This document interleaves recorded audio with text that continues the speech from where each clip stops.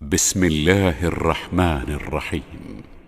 الحمد لله الذي أنزل على عبده الكتاب ولم يجعل له عوجا قيما لينذر بأسا شديدا من لدنه ويبشر المؤمنين الذين يعملون الصالحات أن لهم أجرا حسنا ماكثين فيه أبدا وينذر الذين قالوا اتخذ الله ولدا ما لهم به من علم ولا لآبائهم كبرت كلمة تخرج من أفواههم إن يقولون إلا كذبا فلعلك باخع نفسك على آثارهم إن لم يؤمنوا بهذا الحديث أسفا إنا جعلنا ما على الأرض زينة لها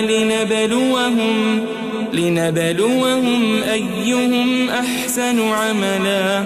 وإنا لجاعلون ما عليها صعيدا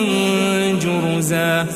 أم حسبت أن أصحاب الكهف والرقيم كانوا من آياتنا عجبا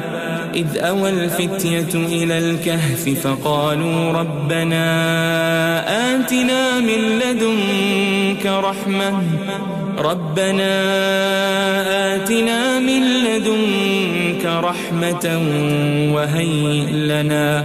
وهيئ لنا من أمرنا رشدا فضربنا على آذانهم في الكهف سنين عددا ثم بعثناهم لنعلم أي الحزبين أحصى لما لبثوا أمدا نحن نقص عليك نبأهم بالحق إنهم فتية آمنوا بربهم وزدناهم هدى وربطنا على قلوبهم إذ قاموا فقالوا ربنا رب السماوات والأرض لن ندعو من دونه إلها لقد قلنا إذا شططا هؤلاء قومنا اتخذوا من دونه آلهة لولا يأتون عليهم بسلطان بين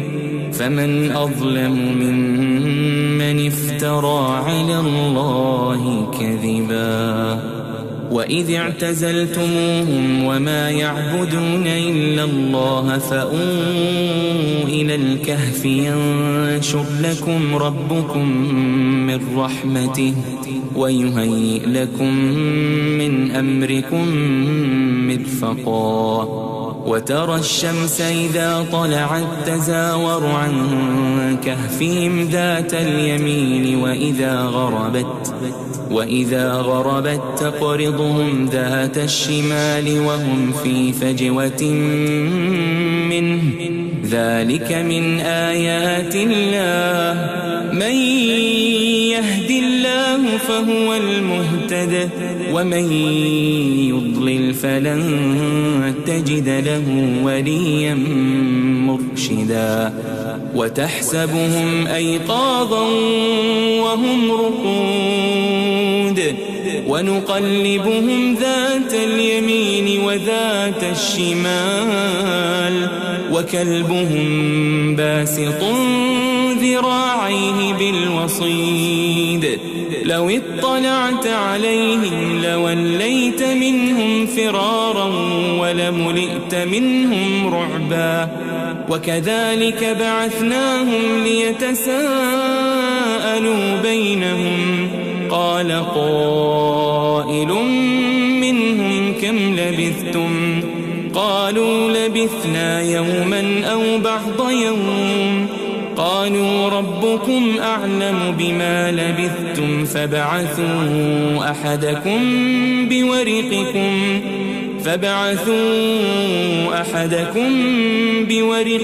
هذه إلى المدينة فلينظر أيها أزكى طعاما فليأتكم برزق منه وليتلطف ولا يشعرن بكم أحدا إنهم إن يظهروا عليكم يرجموكم أو يعيدوكم في ملتهم ولن تفلحوا إذن أبدا وكذلك أعثرنا عليهم ليعلموا أن وعد الله حق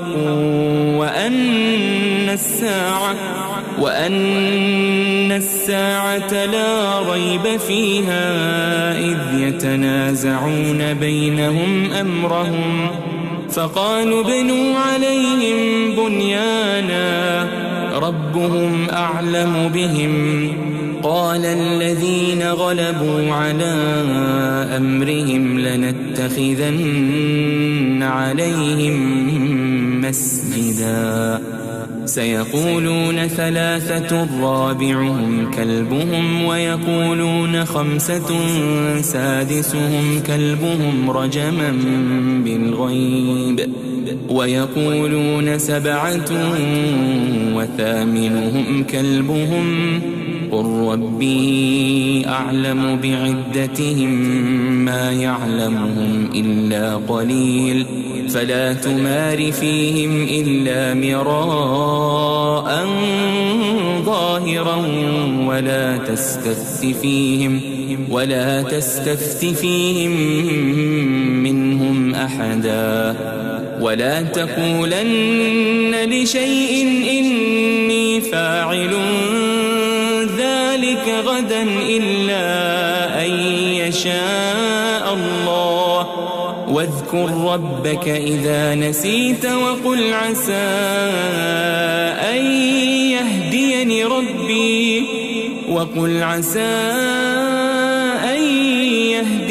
ربي لأقرب من هذا رشدا ولبثوا في كهفهم 300 سنين وازدادوا 9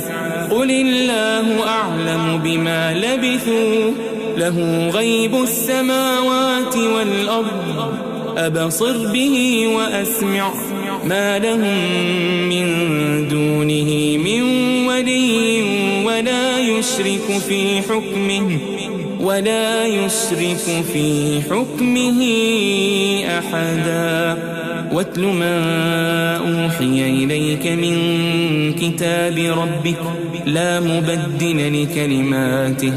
ولن تجد من دونه ملتحدا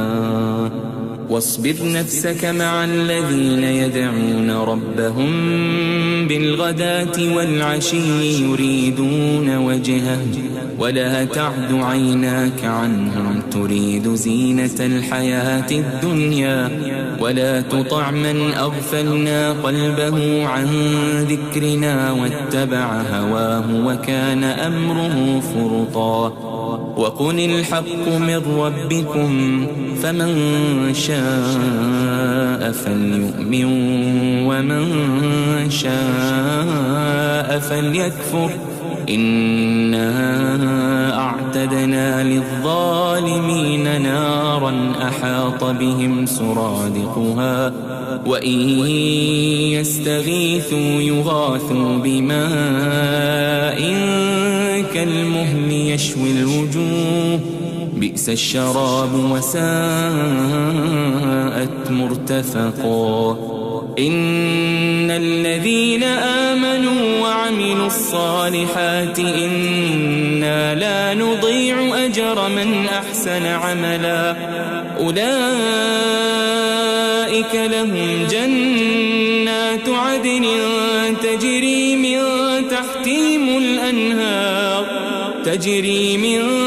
تحتهم الأنهار يحلون فيها من أساور من ذهب ويلبسون ثيابا خضرا من سندس وإستبرق متكئين فيها على الأرائك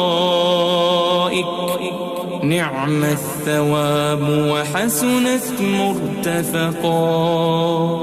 واضرب لهم مثل الرجلين جعلنا لأحدهما جنتين من أعناب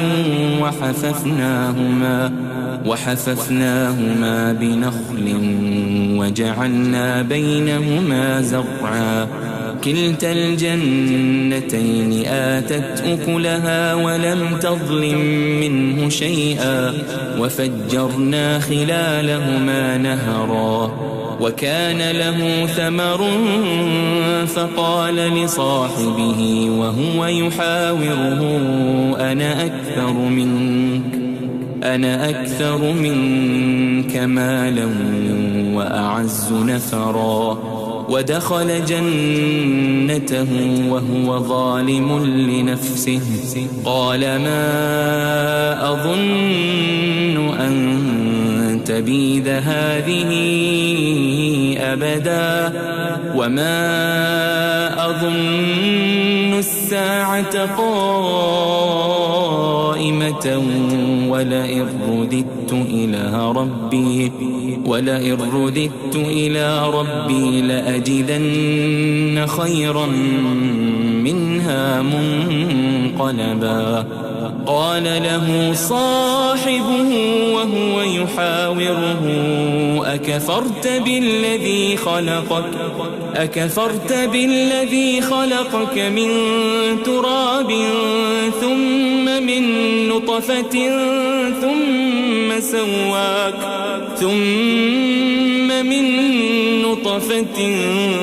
ثم سواك رجلا لكن هو الله ربي ولا أشرك بربي أحدا. ولولا إذ دخلت جنتك قلت ما شاء الله لا قوة إلا بالله إن ترني أنا أقل منك مالا وولدا فعسى ربي أن يؤتيني خيرا من جنتك ويرسل عليها حسبانا من السماء فتصبح صعيدا زلقا أو يصبح ماؤها غورا فلن تستطيع له طلبا. وأحيط بثمره فأصبح يقلب كفيه على ما أنفق فيها وهي خاوية على عروشها ويقول يا ليتني لم أشرك بربي أحدا. ولم تكن له فئة ينصرونه من دون الله وما كان منتصرا. هنالك الولاية لله الحق هو خير ثوابا وخير عقبا. واضرب لهم مثل الحياة الدنيا كماء أنزلناه من السماء فاختلط به نبات الأرض فأصبح هشيما تذروه الرياح وكان الله على كل شيء مقتدرا.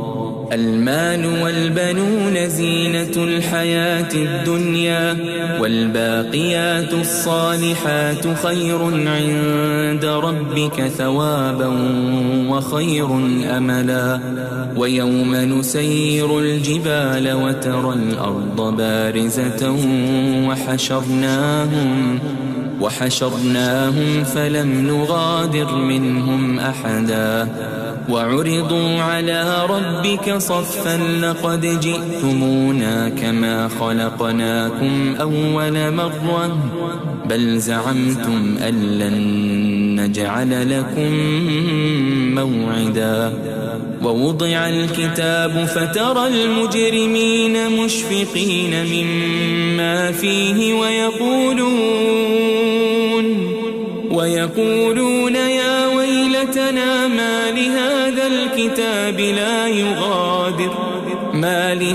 الكتاب لا يغادر صغيرة ولا كبيرة إلا أحصاها ووجدوا ما عملوا حاضرا ولا يظلم ربك أحدا وإذ قلنا للملائكة اسجدوا لآدم فسجدوا إلا إبليس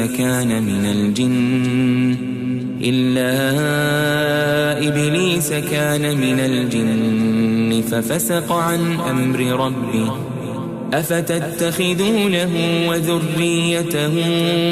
أولياء من دوني وهم لكم عدو بئس للظالمين بدلا ما أشهدتهم خلق السماوات والأرض ولا خلق أنفسهم وما كنت متخذ المضلين عضدا ويوم يقول نادوا شركائي الذين زعمتم فدعوهم فلم يستجيبوا لهم وجعلنا بينهم موبقا ورأى المجرمون النار فظنوا أنهم مواقعوها ولم يجدوا عنها مصرفا ولقد صرفنا في هذا القرآن للناس من كل مثل وكان الإنسان أكثر شيء جدلا وما منع الناس أن يؤمنوا إذ جاءهم الهدى ويستغفروا ربهم إلا أن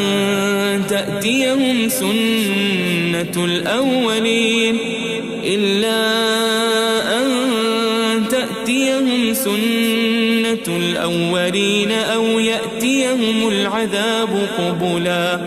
وما نرسل المرسلين إلا مبشرين ومنذرين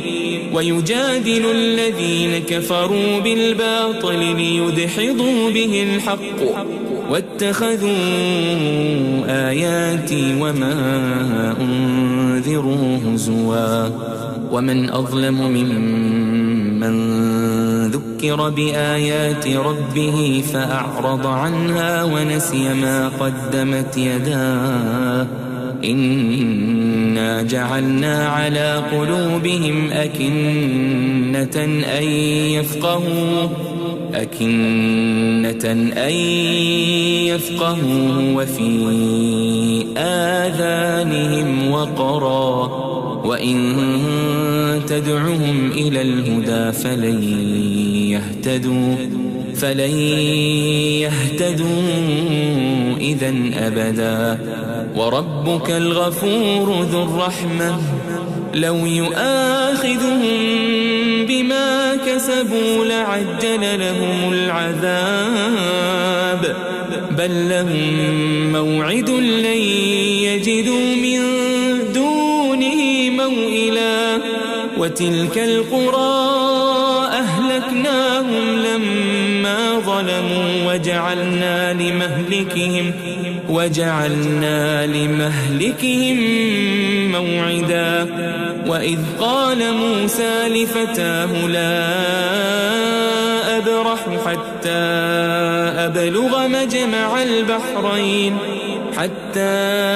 أبلغ مجمع البحرين أو أمضي حقبا فلما بلغا مجمع بينهما نسيا حوتهما فاتخذ سبيله في البحر سربا فلما جاوزا قال لفتاه آتنا غداءنا لقد لقينا من سفرنا هذا نصبا قال أرأيت إذ أوينا إلى الصخرة فإني نسيت الحوت وما أنسانيه إلا الشيطان أن أذكره واتخذ سبيله في البحر عجبا قال ذلك ما كنا نبغي فارتدا على آثارهما قصصا فوجدا عبدا من عبادنا آتيناه رحمة من عندنا وعلمناه من لدنا علما قال له موسى هل أتبعك على أن تعلمني مما علمت رشدا قال إنك لن تستطيع معي صبرا وكيف تصبر على ما لم تحط به خبرا قال ستجدني إن شاء الله صابرا ولا أعصي لك أمرا قال فإن اتبعتني فلا تسألني عن شيء حتى أحدث لك منه ذكرا فانطلقا حتى إذا ركبا في السفينة خرقها قال أخرقتها لتغرق أهلها لقد جئت شيئا إمرا قال ألم أقل إنك لن تستطيع معي صبرا قال لا تؤاخذني بما نسيت ولا ترهقني من أمري عسرا فانطلقا حتى إذا لقيا غلاما فقتله قال أقتلت نفسا زكية بغير نفس لقد جئت شيئا نكرا قال ألم أقل لك إنك لن تستطيع معي صبرا قال إن سألتك عن شيء بعدها فلا تصاحبني قد بلغت من لدني عذرا فانطلقا حتى إذا أتيا أهل قرية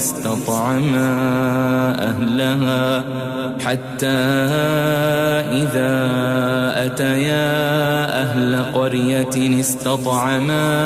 أهلها فأبوا أن يضيفوهما فوجدا فيها جدارا يريد أن ينقض فأقامه قال لو شئت لاتخذت عليه أجرا قال هذا فراق بيني وبينك سأنبئك بتأويل ما لم تستطع عليه صبرا أما السفينة فكانت لمساكين يعملون في البحر فأردت أن أعيبها وكان وراءهم ملك يأخذ كل سفينة غصبا وأما الغلام فكان أبواه مؤمنين فخشينا أن يرهقهما طغيانا وكفرا فأردنا أن يبدلهما ربهما خيرا منه زكاة وأقرب رحما. وأما الجدار فكان لغلامين يتيمين في المدينة وكان تحته كنز لهما وكان أبوهما صالحا فأراد ربك أن يبلغا أشدهما ويستخرجا كنزهما رحمة من ربك وما فعلته عن أمري ذلك تأويل ما لم تسطع عليه صبرا. ويسألونك عن ذي القرنين قل سأتلو عليكم منه ذكرا إنا مكنا له في الأرض وآتيناه من كل شيء سببا فأتبع سببا حتى إذا بلغ مغرب الشمس وجدها تغرب في عين حمئة ووجد عندها قوما قلنا يا ذا القرنين إما أن تعذب وإما أن تتخذ فيهم حسنا. قال أما من ظلم فسوف نعذبه ثم يرد إلى ربه فيعذبه عذابا نكرا. وأما من آمن وعمل صالحا فله جزاء الحسنى وسنقول له من أمرنا يسرا. ثم أتبع سببا حتى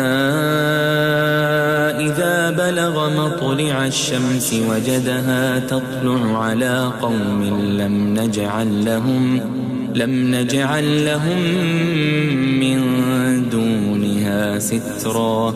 كذلك وقد أحطنا بما لديه خبرا. ثم أتبع سببا حتى إذا بلغ بين السدين وجد من دونهما قوما لا يكادون يفقهون قولا. قالوا يا ذا القرنين إن يأجوج ومأجوج مفسدون في الأرض فهل نجعل لك خرجا على أن تجعل بيننا وبينهم سدا. قال ما مكني فيه ربي خير فأعينوني بقوة أجعل بينكم وبينهم ردما. آتوني زبر الحديد حتى إذا ساوى بين الصدفين قال انفخوا حتى إذا جعله نارا قال آتوني أفرغ عليه قطرا. فما استطاعوا أن يظهروه وما استطاعوا له نقبا. قال هذا رحمة من ربي فإذا جاء وعد ربي جعله دكاء وكان وعد ربي حقا. وتركنا بعضهم يومئذ يموج في بعض ونفخ في الصور فجمعناهم جمعا وعرضنا جهنم يومئذ للكافرين عرضا الذين كانت أعينهم في غطاء عن ذكري وكانوا لا يستطيعون سمعا أفحسب الذين كفروا أن يتخذوا عبادي من دوني أولياء إنا أعتدنا جهنم للكافرين نزلا قل هل ننبئكم بالأخسرين أعمالا الذين ضل سعيهم في الحياة الدنيا وهم يحسبون أنهم يحسنون صنعا أولئك الذين كفروا بآيات ربهم ولقائه فحبطت أعمالهم فلا نقيم لهم يوم القيامة وزنا ذلك جزاؤهم جهنم بما كفروا واتخذوا آياتي ورسلي هزوا إن الذين آمنوا وعملوا الصالحات كانت لهم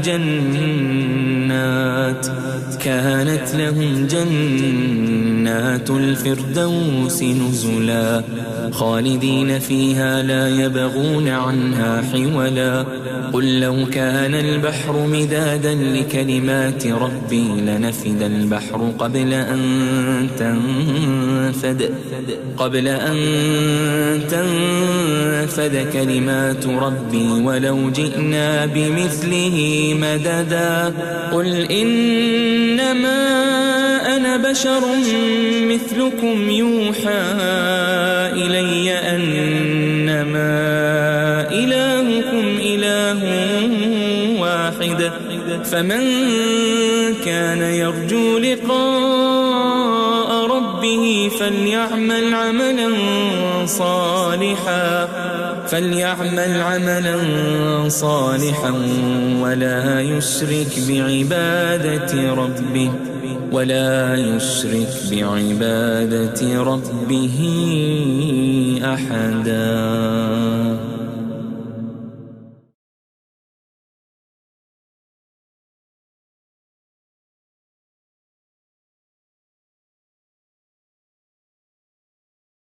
بسم الله الرحمن الرحيم.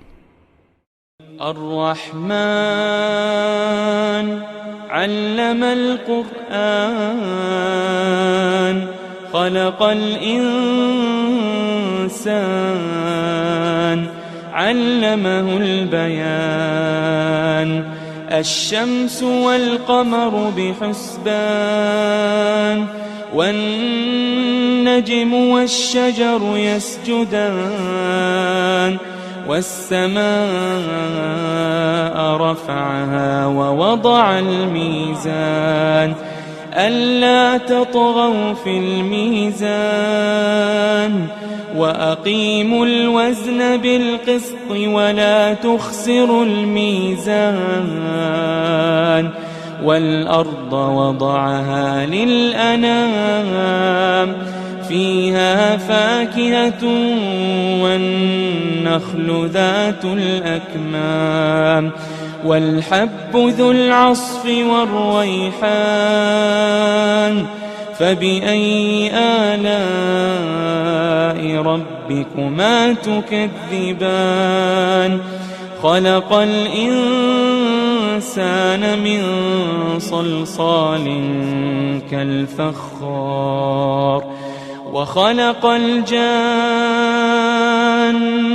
من مارج من نار فبأي آلاء ربكما تكذبان رب المشرقين ورب المغربين فبأي آلاء ربكما تكذبان مرج البحرين يلتقيان بينهما برزخ لا يبغيان فبأي آلاء ربكما تكذبان يخرج منهما اللؤلؤ والمرجان فبأي آلاء ربكما تكذبان وله الجوار المنشآت في البحر كالأعلام فبأي آلاء ربكما تكذبان كل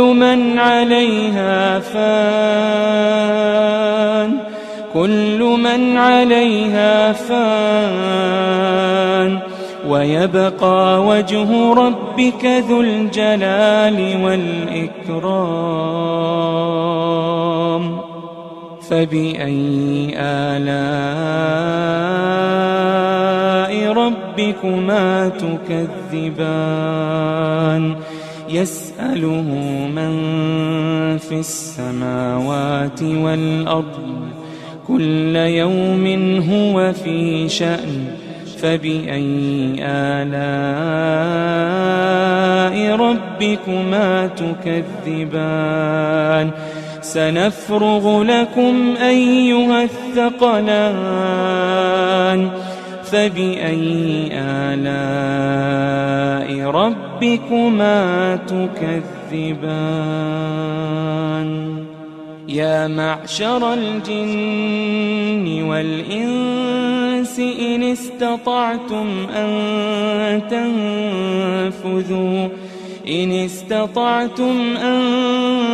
تنفذوا من أقطار السماوات والأرض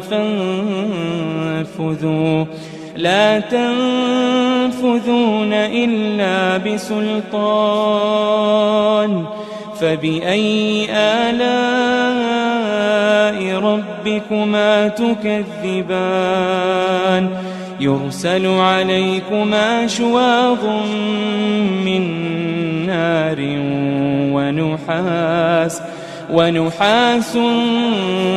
فلا تنتصران فبأي آلاء ربكما تكذبان فإذا انشقت السماء فكانت وردة كالدهان فبأي آلاء ربكما تكذبان فيومئذ لا يسأل عن ذنبه إنس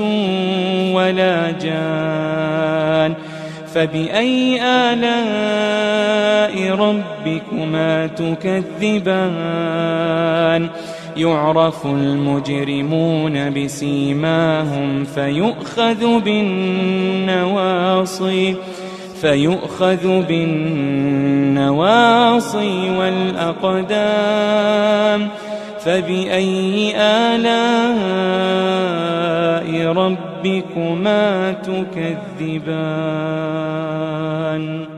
هذه جهنم التي يكذب بها المجرمون يطوفون بينها وبين حميم آن فبأي آلاء ربكما تكذبان ولمن خاف مقام ربه جنتان فبأي آلاء ربكما تكذبان ذواتا أفنان فبأي آلاء ربكما تكذبان فيهما عينان تجريان فبأي آلاء ربكما تكذبان فيهما من كل فاكهة زوجان فبأي آلاء ربكما تكذبان متكئين على فرش بطائنها من استبرق وجنى الجنتين دان فبأي آلاء ربكما تكذبان فيهن قاصرات الطرف لم يطمثهن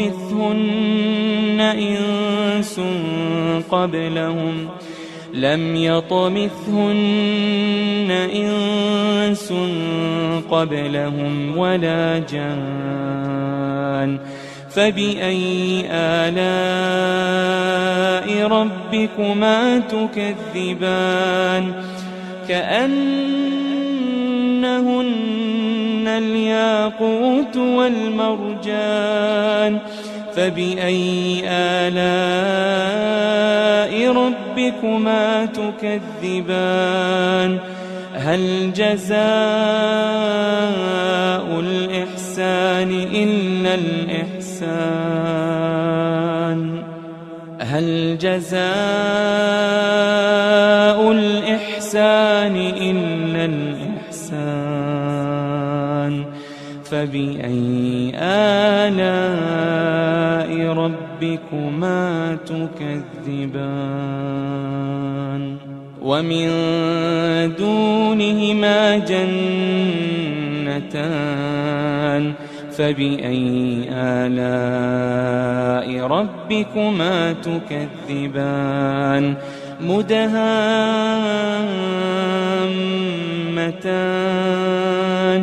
فبأي آلاء ربكما تكذبان فيهما عينان نضاختان فبأي آلاء ربكما تكذبان فيهما فاكهة ونخل ورمان فبأي آلاء ربكما تكذبان فيهن خيرات حسان فبأي آلاء ربكما تكذبان حور مقصورات في الخيام فبأي آلاء ربكما تكذبان لم يطمثهن إنس قبلهم ولا جان فبأي آلاء ربكما تكذبان متكئين على رفرف خضر وعبقري حسان متكئين على رفرف خضر وعبقري حسان فبأي آلاء ربكما تكذبان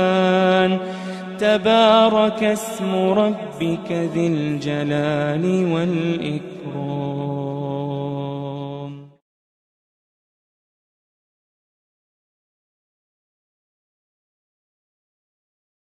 بسم الله الرحمن الرحيم.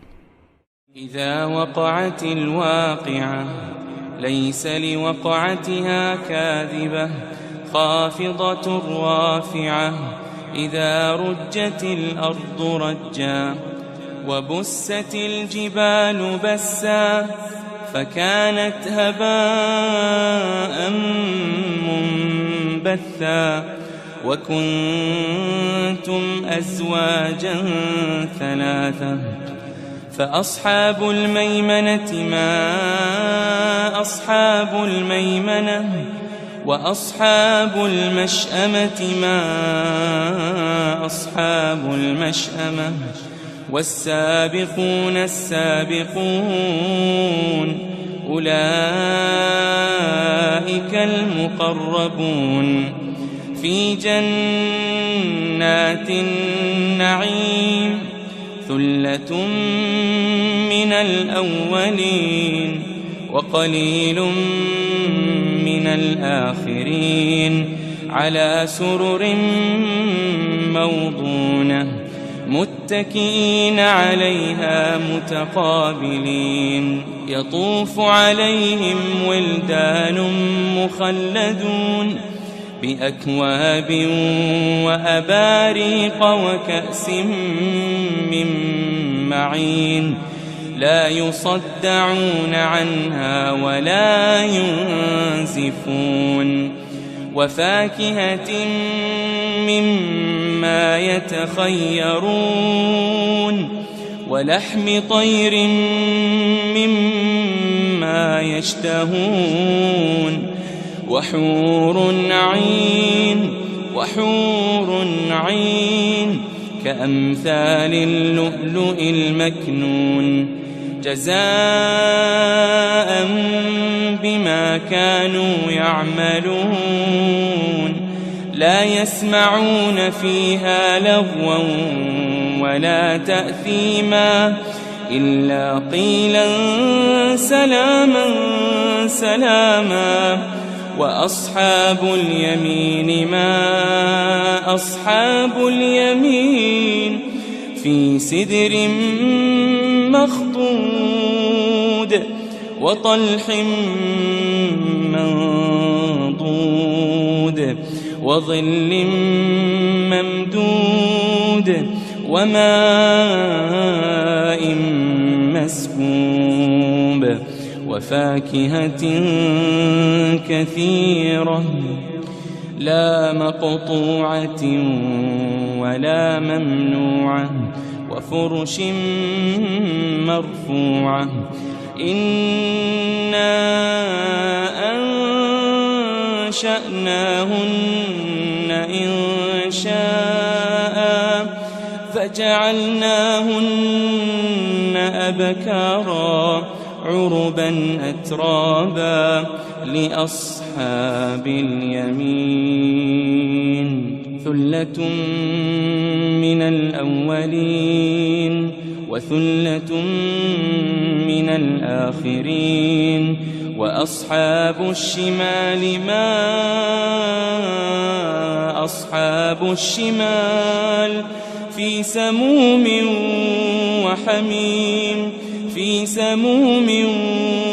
وحميم وظل من يحموم لا بارد ولا كريم إنهم كانوا قبل ذلك مترفين وكانوا يصرون على الحنث العظيم وكانوا يقولون أئذا متنا وكنا ترابا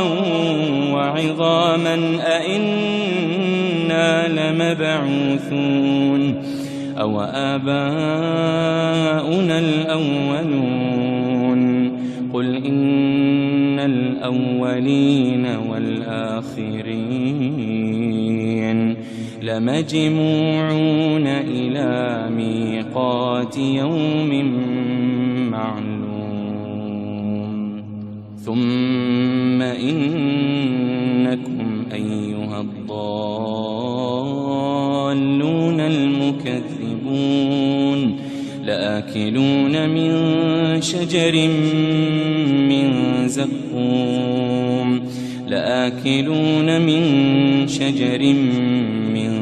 زقوم فمالئون منها البطون فشاربون عليه من الحميم فشاربون شرب الهيم هذا نزلهم يوم الدين نحن خلقناكم فلولا تصدقون أفرأيتم ما تمنون أأنتم تخلقونه أم نحن الخالقون نحن قدرنا بينكم الموت وما نحن بمسبوقين على أن نبدل أمثالكم وننشئكم فيما لا تعلمون ولقد علمتم النشأة الأولى فلولا تذكرون أفرأيتم ما تحرثون أأنتم تزرعونه أم نحن الزارعون لو نشاء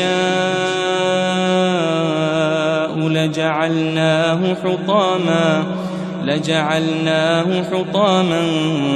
فظلتم تفكهون إنا لمغرمون بل نحن محرومون أفرأيتم الماء الذي تشربون أأنتم أنزلتموه من المزن أم نحن المنزلون لو نشاء جعلناه أجاجا فلولا تشكرون أفرأيتم النار التي تورون أأنتم أنشأتم شجرتها أم نحن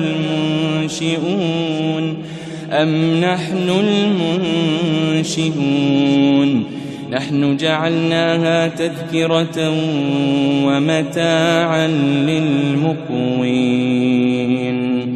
فسبح باسم ربك العظيم فلا أقسم بمواقع النجوم وإنه لقسم لو تعلمون عظيم إنه لقرآن كريم إنه لقرآن كريم إنه لقرآن كريم في كتاب مكنون لا يمسه إلا المطهرون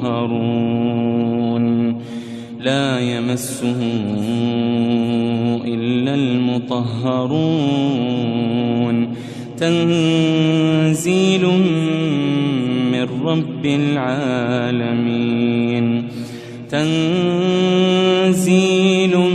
من رب العالمين أفبهذا الحديث أنتم مدهنون وتجعلون رزقكم أنكم تكذبون فلولا إذا بلغت الحلقوم وأنتم حينئذ تنظرون فلولا إذا بلغت الحلقوم وأنتم حينئذ تنظرون ونحن أقرب إليه منكم ولكن لا تبصرون فلولا إن كنتم غير مدينين ترجعونها إن كنتم صادقين. فأما إن كان من المقربين فروح وريحان وجنة نعيم. وأما إن كان من أصحاب اليمين فسلام لك من أصحاب اليمين. وأما إن كان من المكذبين الضالين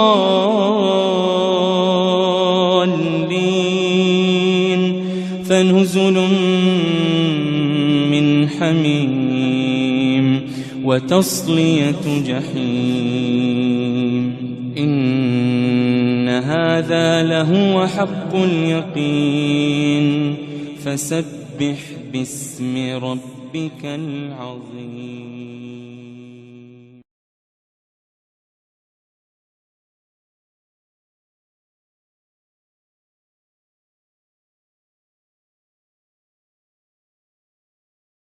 بسم الله الرحمن الرحيم. ياسين والقرآن الحكيم إنك لمن المرسلين على صراط مستقيم تنزيل العزيز الرحيم لتنذر قوما ما أنذر آباؤهم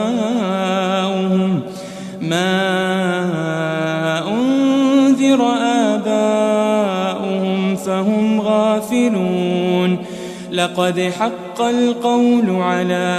أكثرهم فهم لا يؤمنون. إنا جعلنا في أعناقهم أغلالا فهي إلى الأذقان فهم مقمحون. وجعلنا من بين أيديهم سدا ومن خلفهم سدا فأغشيناهم فهم لا يبصرون. وسواء عليهم أأنذرتهم أم لم تنذرهم لا يؤمنون. إنما تنذر من اتبع الذكر وخشي الرحمن بالغيب فبشره بمغفرة وأجر كريم. إنا نحن نحيي الموتى ونكتب ما قدموا وآثارهم وكل شيء أحصيناه في إمام مبين. واضرب لهم مثلا أصحاب القرية إذ جاءها المرسلون إذ أرسلنا إليهم 2 فكذبوهما فعززنا بثالث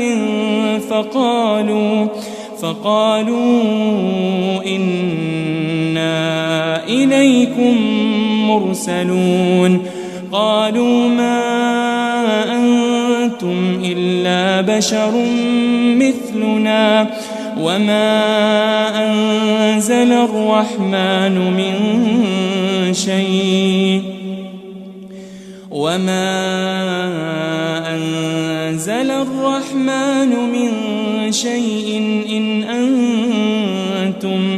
إن أنتم إلا تكذبون قالوا ربنا يعلم إنا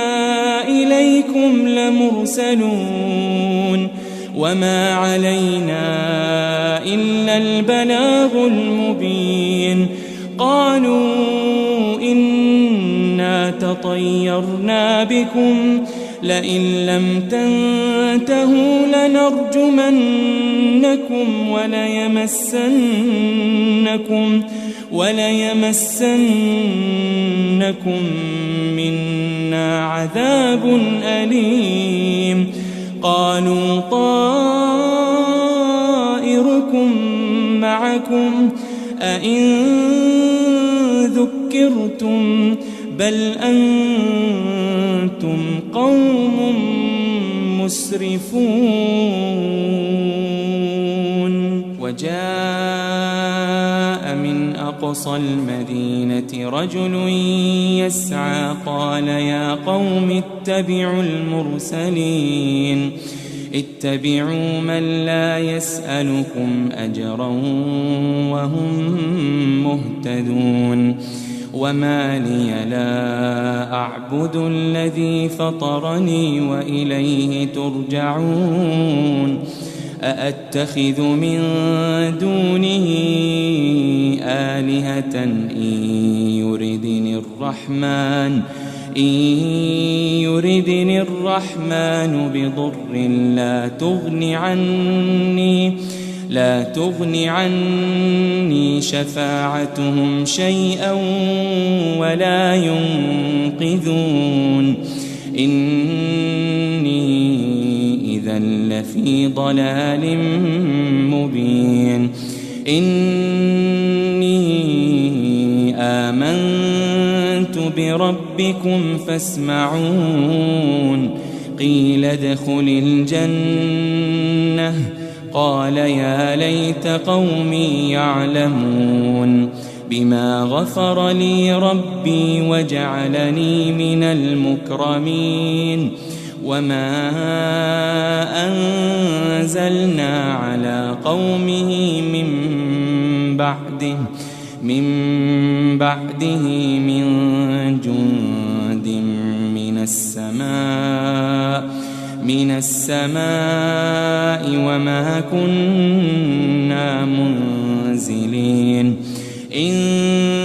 كانت إلا صيحة واحدة فإذا هم خامدون يا حسرة على العباد ما يأتيهم من رسول إلا كانوا به يستهزئون ألم يروا كم أهلكنا قبلهم من القرون أنهم إليهم لا يرجعون وإن كل لما جميع لدينا محضرون وآية لهم الأرض الميتة أحييناها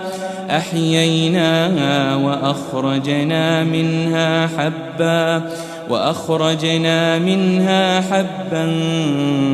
فمنه يأكلون وجعلنا فيها جنات من نخيل وأعناب وفجرنا فيها من العيون ليأكلوا من ثمره وما عملته أيديهم أفلا يشكرون سبحان الذي خلق الأزواج كلها مما تنبت الأرض ومن أنفسهم ومما لا يعلمون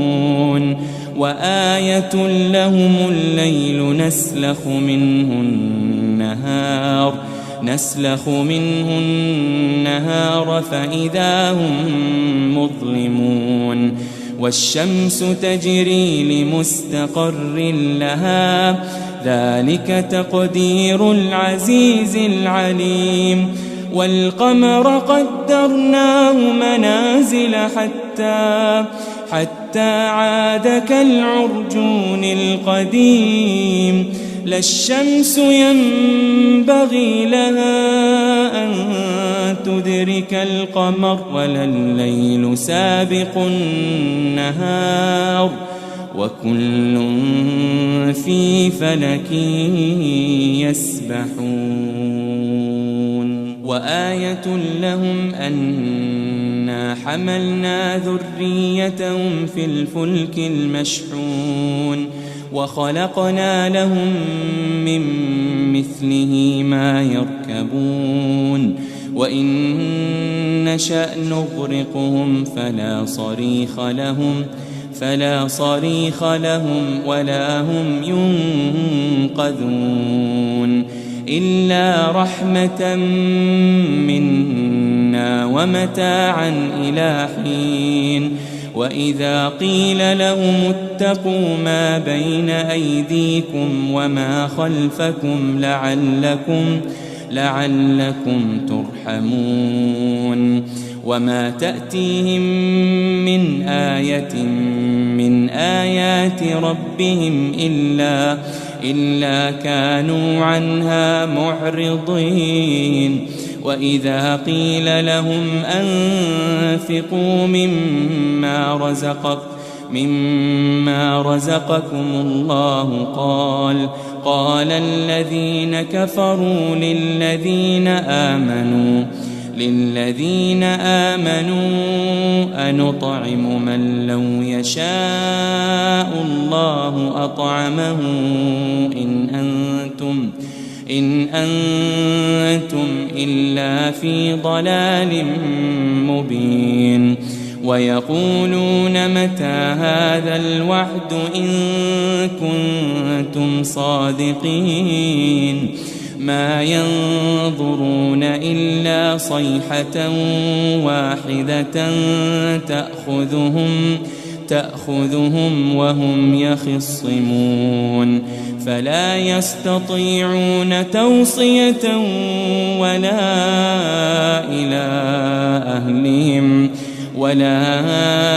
إلى أهلهم يرجعون ونفخ في الصور فإذا هم من الأجداث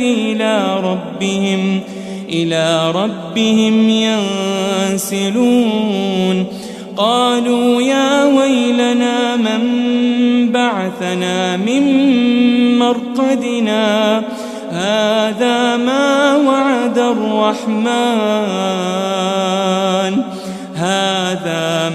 وعد الرحمن وصدق المرسلون إن كانت إلا صيحة واحدة فإذا هم جميع لدينا محضرون فاليوم لا تظلم نفس شيئا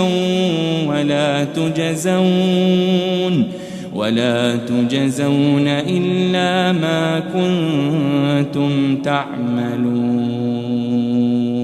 إن أصحاب الجنة اليوم في شغل فاكهون هم وأزواجهم في ظلال على الأرائك متكئون لهم فيها فاكهة ولهم ما يدعون سلام قولا من رب رحيم وامتازوا اليوم أيها المجرمون ألم أعهد إليكم يا بني آدم ألا تعبدوا الشيطان إنه لكم عدو مبين وأن اعبدوني هذا صراط مستقيم ولقد أضل منكم جبلا كثيرا أفلم تكونوا تعقلون هذه جهنم التي كنتم توعدون اصلوها اليوم بما كنتم تكفرون اليوم نختم على أفواههم وتكلمنا أيديهم وتشهد أرجلهم بما كانوا يكسبون ولو نشاء لطمسنا على أعينهم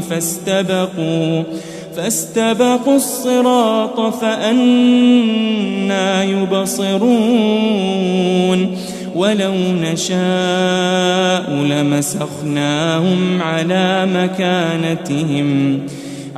مكانتهم فما استطاعوا مضيا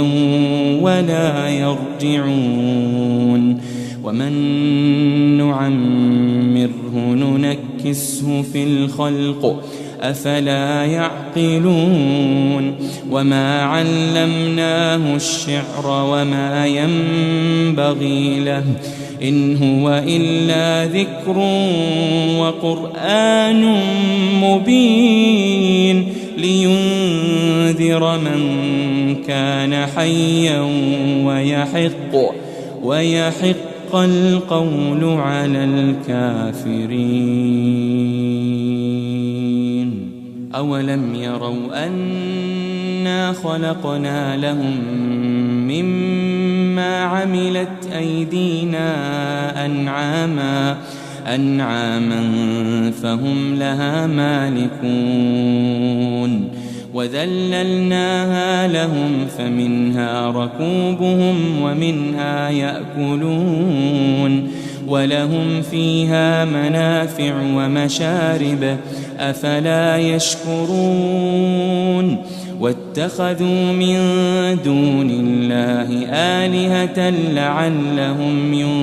ينصرون لا يستطيعون نصرهم وهم لهم جند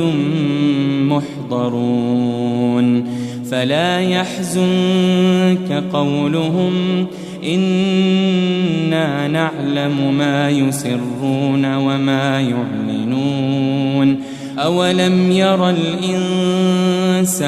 أنا خلقناه من نطفة فإذا هو خصيم مبين وضرب لنا مثلا ونسي خلقه قال من يحيي العظام وهي رميم قل يحييها الذي أنشأها أول مرة وهو بكل خلق عليم الذي جعل لكم من الشجر الأخضر نارا فإذا أنتم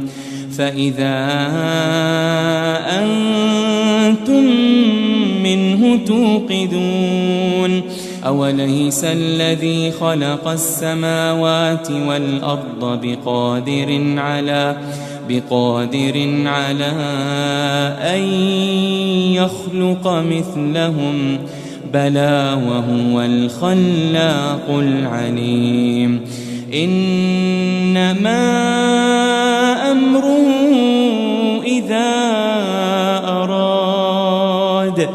إذا أراد شيئا أن يقول له كن فيكون فسبحان الذي بيده ملكوت كل شيء وإليه ترجعون